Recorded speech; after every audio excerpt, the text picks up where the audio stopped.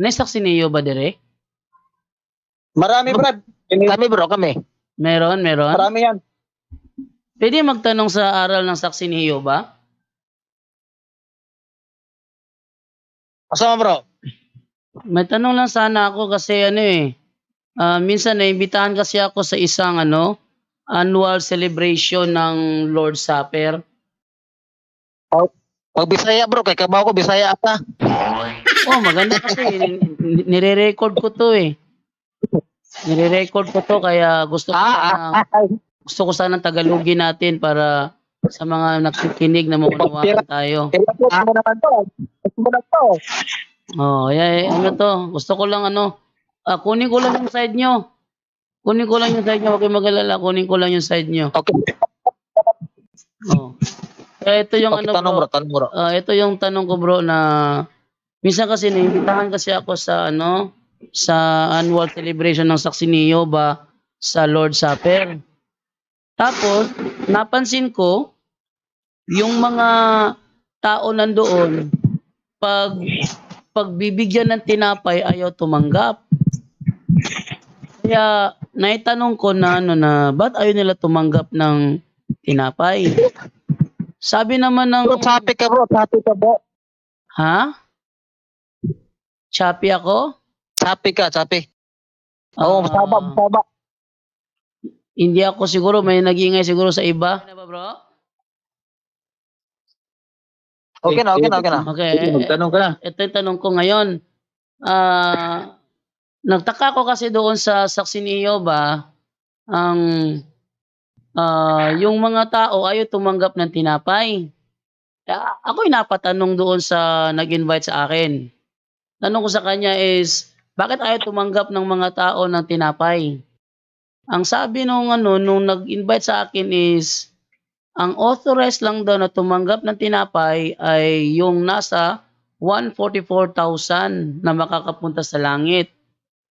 Ay, hindi ako nakapag-follow up ng tanong doon dahil nasa loob kami ng Kingdom Hall. Baka magkagulo So tanong ko na lang sa inyo kung mga saksi ni Jehovah yung mga nandito.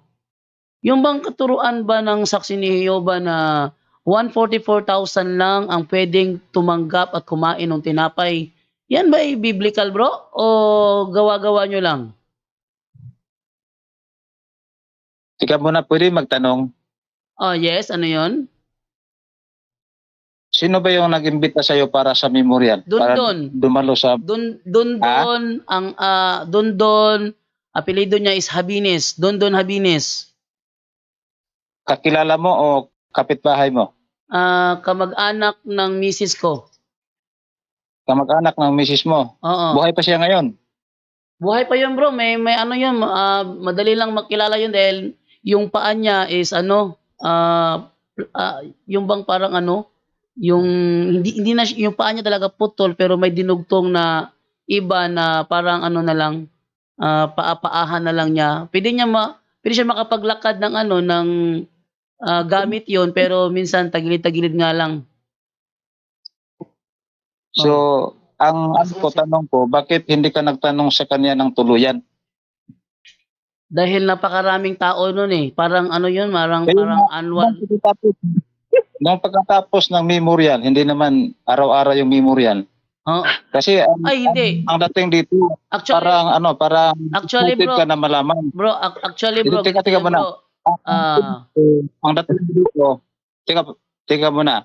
Ang dating mo dito, parang excited ka na malaman ang sagot. Kaya nga, ang tanong ko sa iyo, bakit hindi ka nagpatuloy sa pagtanong sa kanya para masagot yung tanong mo?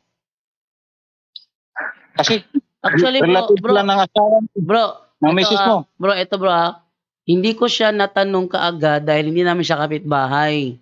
Napadalo na siya doon. So ang ginawa ko, bawat saksi ni Jehovah, bawat saksi ni Jehovah na dumadalo sa lugar namin o napapadpad sa lugar kung nasaan ako, tinatanong ko sa tanong na yan, umiiwas. Ang lagi na lang sabi sa akin is, balik na lang kami next time para ating pag-usapan yan, no? Ako naman, ayaw ko naman pilitin. At kayo naman ngayon, nandito naman kayo sa online, alangan naman ako iwan nyo pa din sa online. So, dahil nasa online na tayo, sana masagot yung tanong na yon. Kung biblical ba ang turo ng saksi ni Jehovah na yung 144,000 lang ang dapat kumain ng tinapay.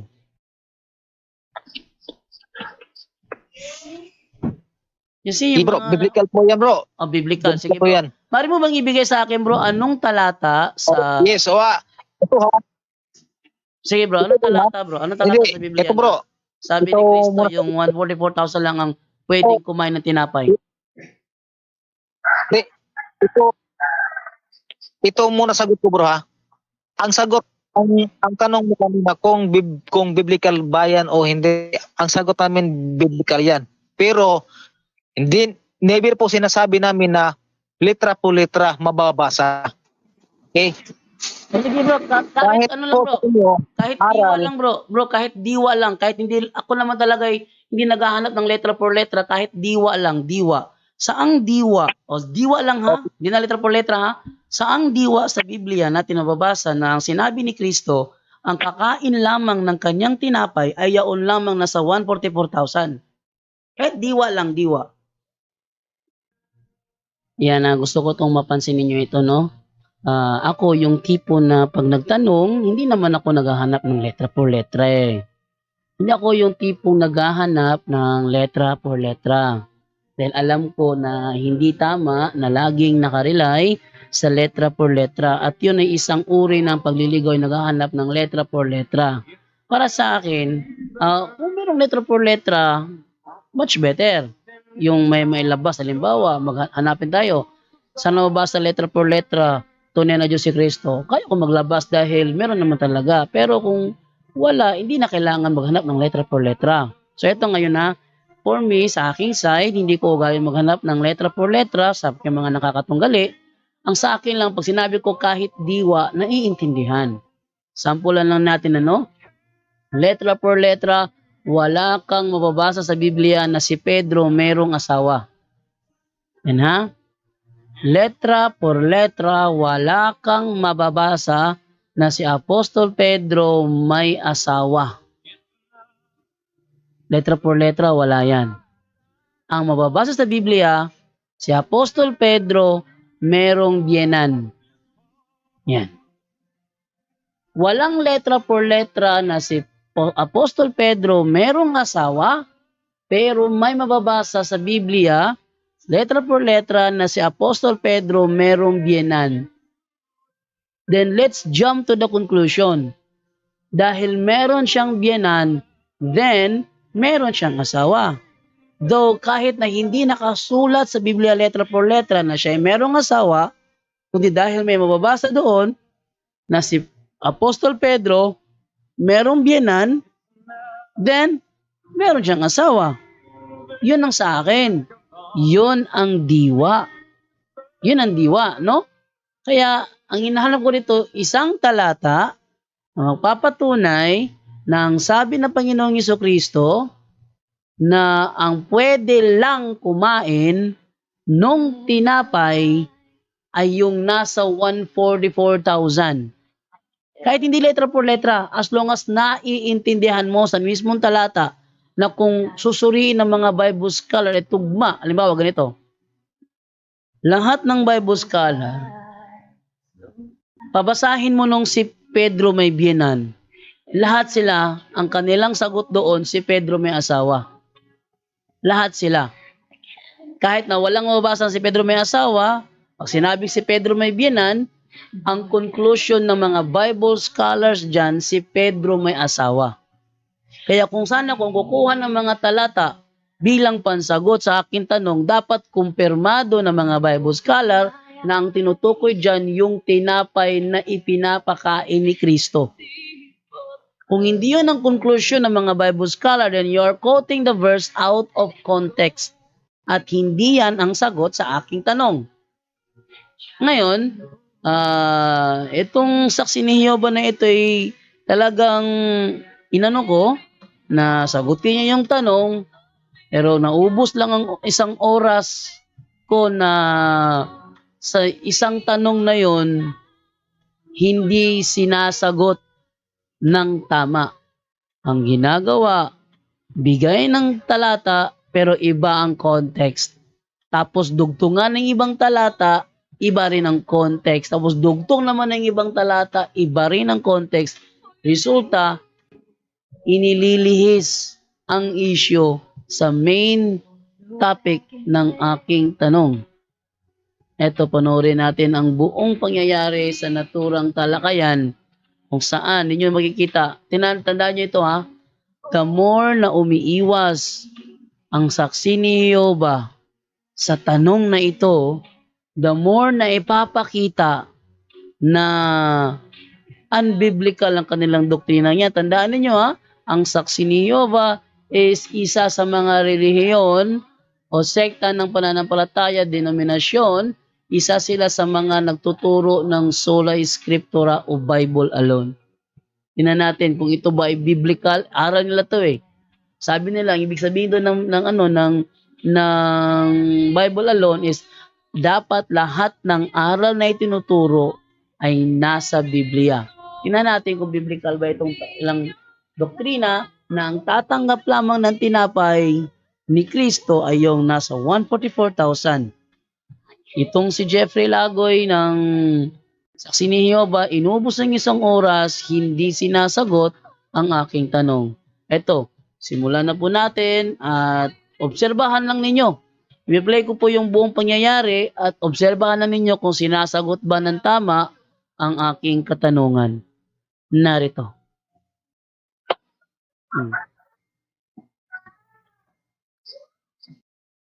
Sige bro. Hello? Diyan pa ba kayo? Hello?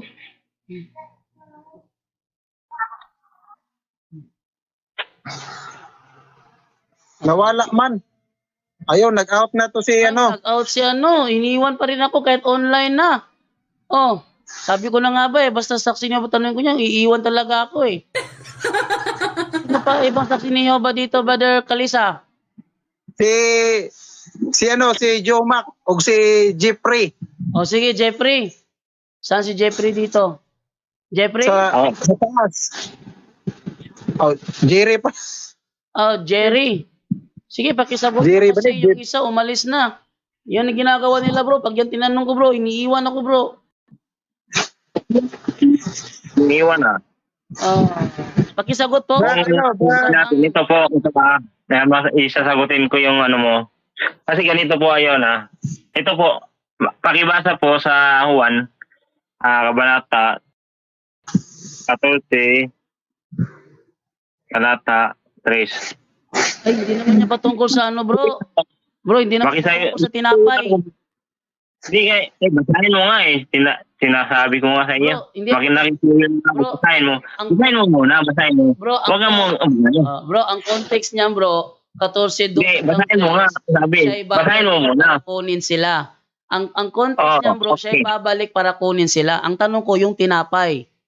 Eto, bigay mo na akong talata. Bigay mo na akong talata. Ayon sa John chapter 6. Ito bro. John chapter 6:54. Etong sinasabi rito. John 6:54. Ang kumakain ng aking laman. Ang kumakain. Ang kumakain ha? Ang kumakain ng aking laman at umiinom ng aking dugo ay may buhay na walang hanggan. At muli ko siyang bubuhayin sa huling araw. Sapagkat ang aking laman ay tunay na pagkain at ang aking dugo ay tunay na inumin.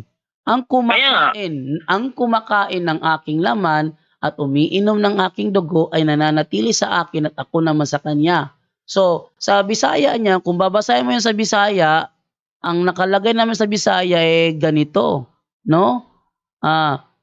Ang mukaon sa akong unod, ang mukaon. So, based sa context ng talata bro, kahit sino. Pero sa katuruan kasi ng saksi ni Jehovah, exclusive lang siya sa 144,000. Kaya pinapabasa na. Kaya nga, yan na nga. Yung John chapter 14, hindi siya related sa tinapay. So ang tanong ko sa iyo, saan kahit diwa man lang, wag lang yung out of context sa talata. Wag lang yung out of context. Karugtong yan, karugtong. kung babasahin mo, ano ko kasi, dinirekta ko yan. Kasi yung sinabi mo dyan, di ba, tanungin kita, sino ba yung kumakain ayon sa ni Panginoong Hesus, yung hapunan, banal na hapunan? Doon sa banal na Di ba, hapunan, sila mapustulis ba lang. ito? Oh. Di ba, Okay, yung sa mapustulis ba yan? yung sa banal na hapunan, sila lang. Pero sa Gawa, Di ba? Kapitulo 20, versikulo 7, Dito sa- hindi lang sila. Wait lang. Okay. Sa Gawa 20, versikulo 7, hindi na lang sila. Marami na yon. Hindi Basahin ko. sila, ha? Hindi Gawa hindi sila, 27. Nang unang araw Kaya- ng sanglinggo, kami nagkatipon upang magpira-piraso ng tinapay. Si Pablo'y Tama. si Pablo'y nangaral sa kanila. Pag sinabing kanila, marami na yon. Hindi Okay. lang mga Kaya nga, yan Oh. nga. Si Doon Pablo na kasi tayo nangaral sa nakatingin. kanila hanggang hating gabi sapagkat aalis na Okay. siya na siya kinabukasan. So hindi lang sa mga apostol na ito. Tama. Hindi na akong dyan. Oh. Kaya So, nga, ang ito tanong nga, ko- pinapabasa. Ang tanong ko Ayan, ngayon, bro. yun na nga, katulad yan. Ayan, na mga yung mo, binasa, karugtong yun. Kaya nga, ito ang pinupoint ko, ito ang makisuyo ako, basahin mo. Yan na talata. Hindi nga siya, Una-una, bro, hindi nga siya context, bro. Out of context siya pag yan. basahin mo lang. Kaya nga, ang sabi ko, basahin mo lang yan. Alam ko yung nasa loob, bro. Alam ko na sa loob niyan. Yung sa Basahin mo lang para sa bahay ng Di ba? aking ama ay may mga tahanan at kayo dadalhin Kasi sabi doon. mo kasi, ganito. Kasi sabi mo, sabi mo, ha? Sige. Ito, babasahin ko na lang para walang gulo. Basahin ko na lang. Oo. Tinitiyak ko sa inyo, wala itong kinalaman sa tinapay. 14:1 Okay. hanggang Wala. 3. 14:1 hanggang 3. Huwag mabagabag ang inyong kalooban. Sumampalataya kayo sa Diyos, sumampalataya din kayo sa akin. Sa bahay ng aking ama ay maraming silid. Kung hindi ito totoo, sasabihin ko ba sa inyong pupunta ako roon upang ipaghanda ko kayo ng inyong matitirhan? At kapag naipaghanda ko na kayo ng matitirhan, ako'y babalik at isasama ko kayo upang kayo'y makapiling ko kung saan ako naroroon. Sa madaling salita, ang talatang ito, bro, walang kinalaman sa tinapay. Ang tanong ko sa iyo, patungkol sa tinapay. Hindi ka nga nakikinig, sabi ko eh. Paano mo malalaman yan na hindi ka nakikinig? Bro, nakikinig Hindi. ako. Alam ko na ang context nito is not about the bread. Kung nakikinig ka, ito ang masasabi ko, kung nakikinig ka, dapat makikinig ka talaga. Hindi ka talaga sagbat ng sagbat. Hindi ganyan.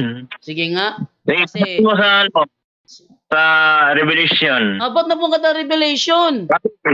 Kaya nga ayan nga naman, ay hindi ka nakikinig. Tatakbo ka naman ng Revelation 7. Ayun na naman, ayaw mo naman kasi hindi talaga mo. makikinig. Di ba?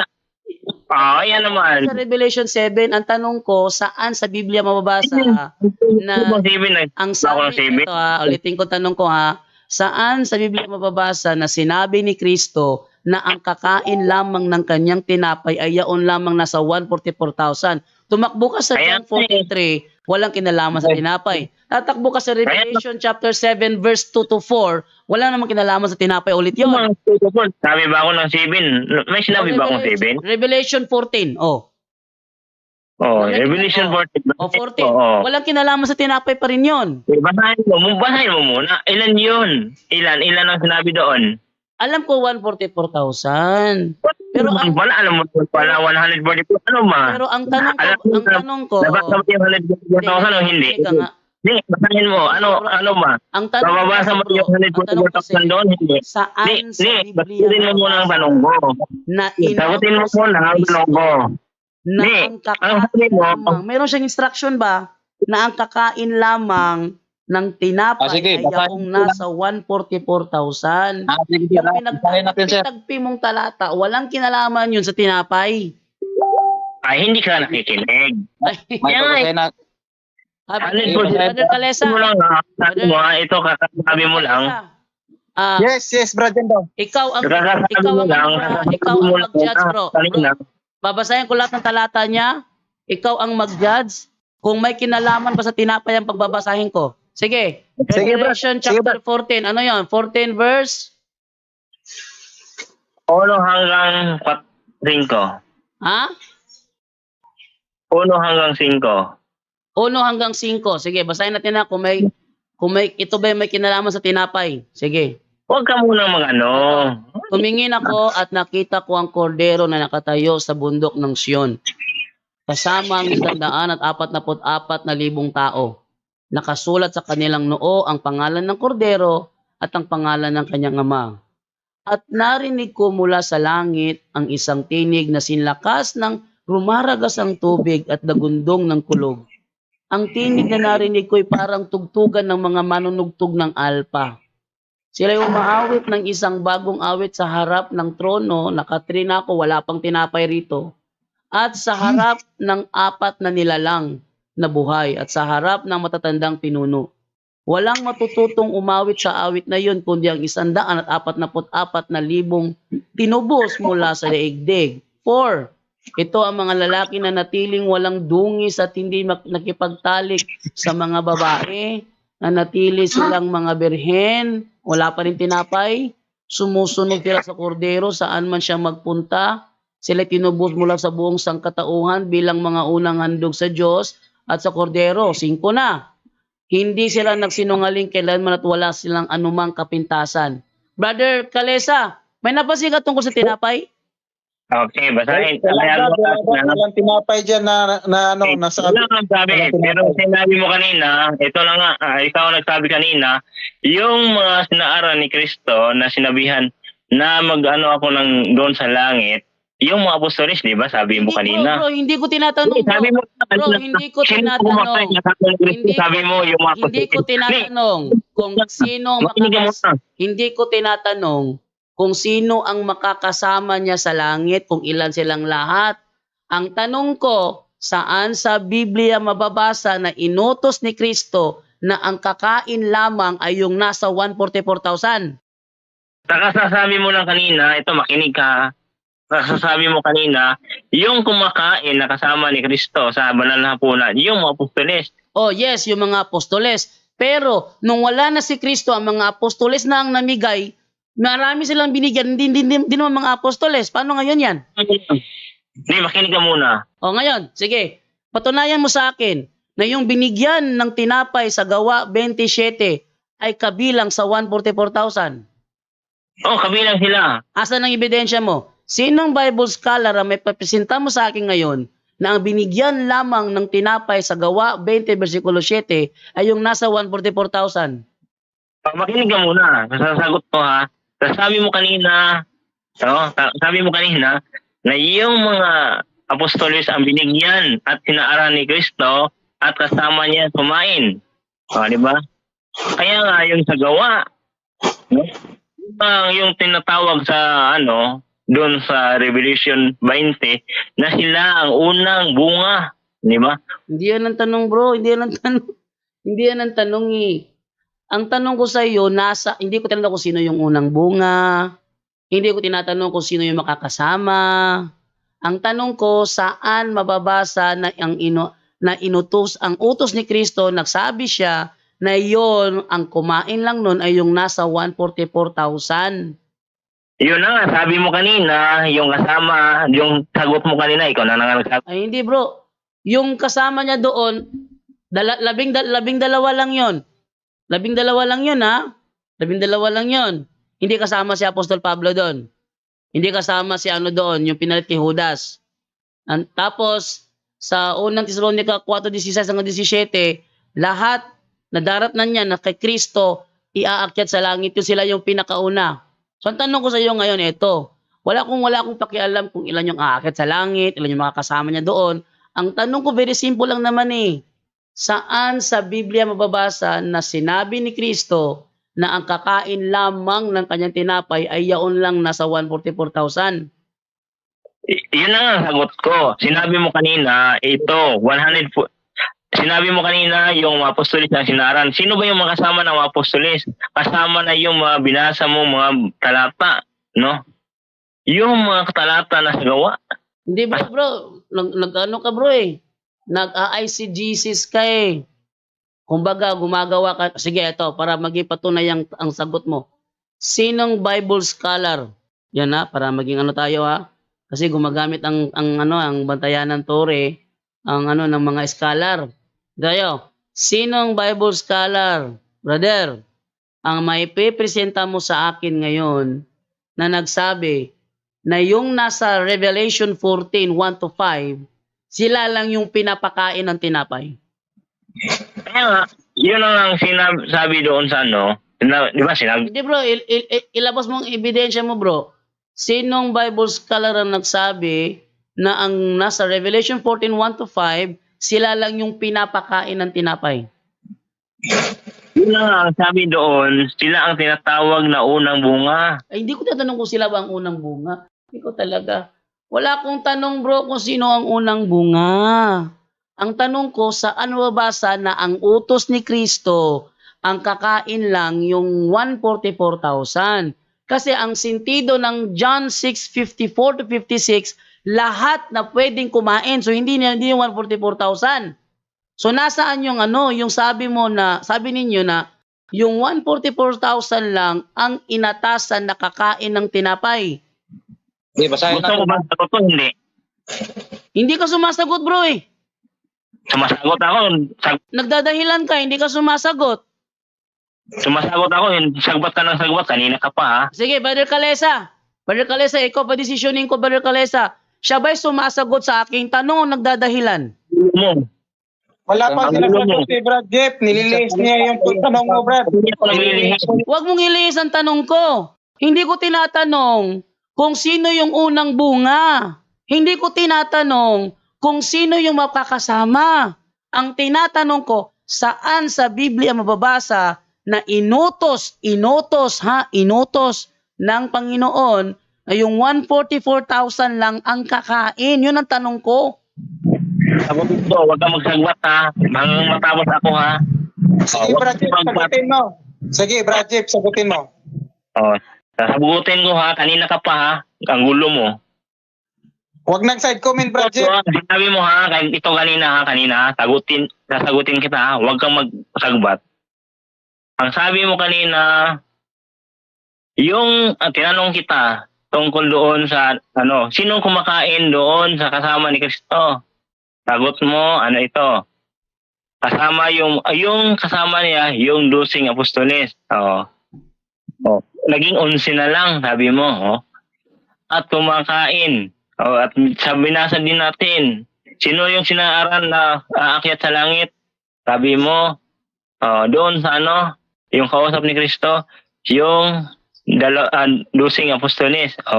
Yun na nga. Kaya nga, dahil doon sa sagot ko, kasama na yun, yung sa gawa at yung sa 144,000 na binasa mo doon sa Revelation, yun sila ang tinatawag na unang bunga. No? Ayun na yung sabi ni Panginoong Jesucristo na kumakain sa kanyang laman. Kaya nga doon sa Mateo, ito ang niya sa Mateo, kabanat ito, panata 3. Ito lang, basta babasahin ko sa Bisaya na lang. Bro, ang haba lang dinaldal mo, hindi pa sinasagot ang tanong ko. Bro, ang haba ng mga dinaldal mo, hindi pa sinasagot ang tanong ko. Please, sagutin mo na. Ayan naman, sumasagbat ka naman. Sinasagot kita, ayaw mo pang makinig ha. Kanina ka pa. Hindi ka sumasagot eh. Ang ginagawa mo, nagtatagpi-tagpi ka ng mga talata, tapos binibigay mo ang konklusyon mo. Hindi ka sumasagot. Sumasagot ako. Nagbabasa ako ha. Hindi pa ako tapos. Nagbabasa ako. Ang gulo mo. Sabi ko, kaya, yan madala? Yan kasing mo eh. Nagtanong ka, sinasagot kita. I-live mo yan. Di ba makikita natin kung sino yung sumasagbat sa ating usapan? Sumasagot ako. Inaano mo? No? Hindi, ang gulo mo talaga. Sumasagot ako ha. Hindi mo Ang gulo mo kausap. Ano pa gusto mo? Pasasagutin mo ako? Hindi. Hindi bro, ginagawa mo, nagtatagpi-tagpi ka ng talata, tapos binibigay mo ang iyong conclusion. Conclusion mo yon. Hindi yun ang sagot sa tanong ko. Ang tanong ko, saan sa Biblia? Saan sa Biblia mababasa? Ayan na eh. Sagot ko. yun na nga ang sinasagot ko. Binabasa ko na nga doon sa mga talata.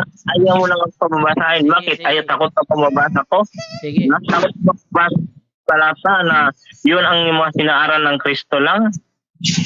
Yung ang kumakain. Wait lang ha. Brother Diba? Kalesa. Yes, Brother Kalesa, patulin ko sa'yo. Ikaw yung humatol bro, kung sinasagot ba niya yung mga tanong ko sa bawat talatang binabasa niya. Iano mo sa ano, ilagay mo sa ano yan. Ipahatol mo sa ano sa mga lipunan. Sumasagot ako, ang gulo niyo. Ang hatol ko, Brad Jerry, nililis mo kasi yung... Hindi ako naginis. Sumasagot. Ano ba ang sagot ko? Di ba nagsasagot ako? Hindi nyo, ayaw nyo lang makinig. Ayaw nyo lang makinig sa sagot ko. Ano ka ba? Sumasagot ka nga, pero wala ka namang... Yun naman pala, sumasagot ako. Yun naman pala, sumasagot ako. Pero anong ginagawa ninyo? Ginugulo ninyo ang sagot ko. Hindi, Brad Jerry, kasi... Magulo kayo makausap. Para kang pipaklong, Brad Jerry, talon Hindi, ka hindi yung ano. Ang gulo yung kausap. Talaga, ang gulo yung kausap. Kasi bakit? Hindi kami Ang naggugulo gulo yung kausap. Kasi nagtatanong kayo, sinasagot ko kayo, ayaw nyo kong masagutin. Ano ka ba? Sabi mo ngayon, sasabi mo lang ha, sumasagot ka. Sabi mo ha, sumasagot ka. Ano ba yun? Asan bang totoo yun? Sumasagot ako, hindi. Sinabi mo lang ha, sumasagot ka. Oo, ang gulo yun. Yan nga, Brad Jerry, yung tinatanong ni Brad Jando, hindi ka direct na nagsagot, talon ka ng Kaya talon. nga yun nga ang sabi ko, doon sa mga talata. Oo. Diba, sumasagot ako. Sinabi mo na, sumasagot ako. Tapos ngayon, ayaw mo sabihin na sumasagot ako. Bro, ako magpapaliwanag ha. Ang ginagawa mo ganito. Kuha ka ng isang talata, tapos dinugtungan mo ng ibang talata, tapos dugtong naman ng ibang talata, and then ang ginagawa mo, bibigay ka ng conclusion mo sa akin. Sa mga talata, pinagdugtong-dugtong mo, bibigyan mo yan ng conclusion. Ang ibinibigay mo sa akin, conclusion mo.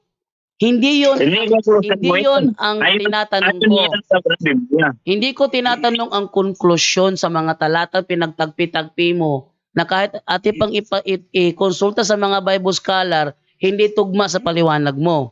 So ang sa akin lang, saan sa Biblia mababasa na si Kristo mismo ang nag-utos na ang kakain lamang ng tinapay, yung nasa 144,000.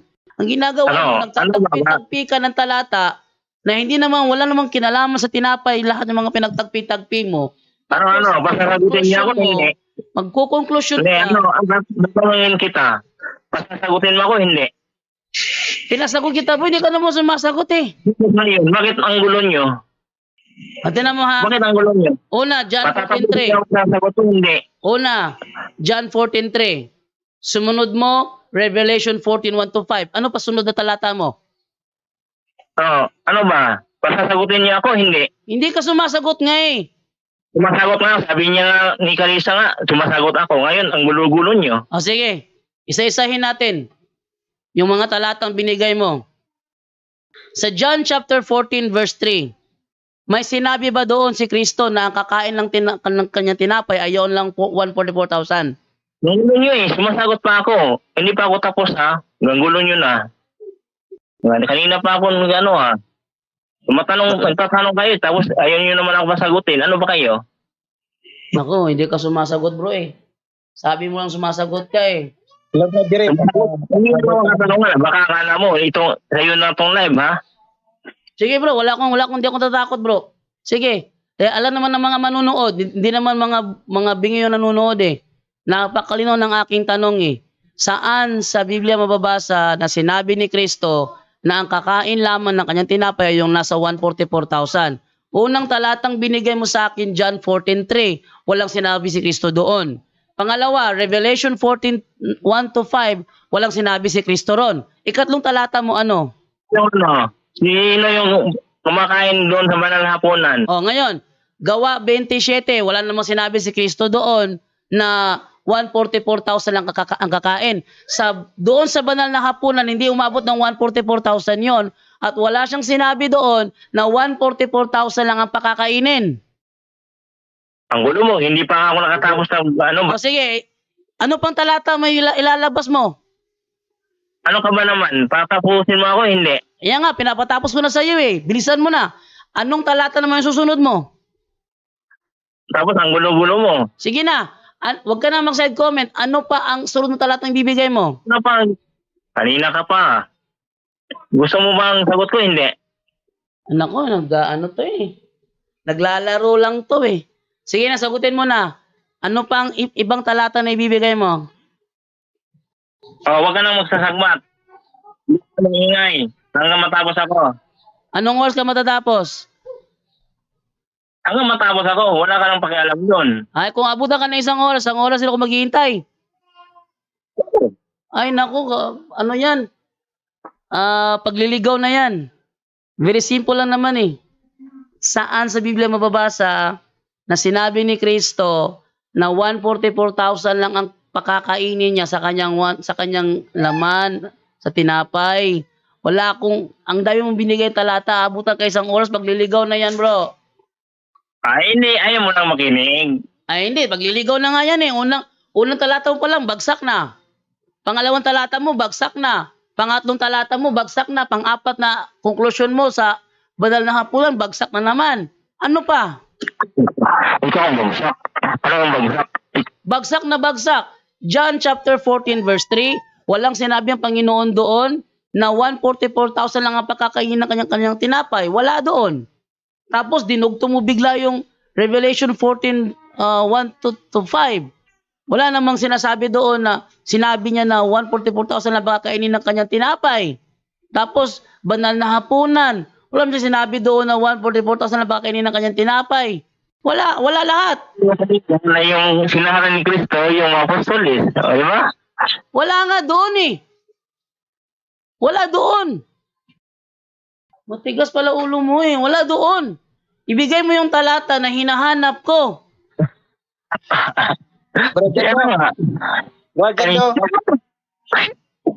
Brajando, Yes, Brother Kalesa. next question na lang para mahirapan eh. Nahihirapan nga siya. Yun nga. Ano ang isa pang talata na ilalanta niya? Dahil pag tagpi-tagpiin natin lahat, ano pa isang talata niya? Ayan yun lang ako masagutin. Ayan yun lang ako masagutin. Kasi natapan yun. Ay nako, dami mong side ko. Alam mo, dinadamihan mo ang side comment dahil alam mo wala kang sagot. Kaya mo dinadamihan ng side comment dahil alam mo wala kang sagot. Anyone can claim the statement of the Bible because we can do a private interpretation. Kining ako mga kaigsunan nga gipabarog nga usa ka haligi nganong matuod ang simbahan tungod kay gitukod ni Kristo. Dili tungod sa pagkamabasa, dili tungod sa karakter, dili tungod sa ngan usara ang haligi nga kung gipabarog nganong nahimong tinuod ang simbahan Katoliko way laing rason tinukod sa atong Ginoong Hesus-Kristo. Talakayan to, hindi bara-bara. Katotohanan lang, walang palusot. Para sa mesa ng usapan, di kami nag-aaway. Puro talakayan, hindi banggayan ng patay mali. Sayaral hinahimay, parang beats na nire-replay. Truth ang target namin, hindi hypo display. Bawat teksto sinisilip, context yan di pwedeng ipinipilit. Doctrine na solid, hindi fake, hindi boses ng Diyos, di namin gustong i-credit. Doktrina flow, hasal ng pag-iisip. Salita ng Diyos, yan ang aming inisip. Uhaw sa turo, kaya kami nagdidip. Sa talakayan, truth ang pinanghahawakan. Keep it! Doktrina flow, hindi ito laro. Pag-unaway tumatagos hanggang buto. Sa bawat linya, puso ang sumisigaw. Katotohanan lang, walang bawal, walang bawas raw. May tanong, sige lapag mo, let's go. Di kami takot sa debate na may respeto. Espiritu ang guide, parang beat na smooth ang tempo. Pag may liwanag, lahat ng shadow nagme-melo. Hindi kami nagmamarunong nag-aaral lang. Pag may gap sa mind, Diyos ang pumuno niyan. Ang Iglesia ng Diyos mula Espanya, papuntang Pilipinas. Dapat malinaw yan. Hindi kompetisyon, hindi kami nagra-rhyme para lang manalo. Puso ang puhunan, hindi bara-para ang palo. Truth ang goal, yan ang tunay na trono.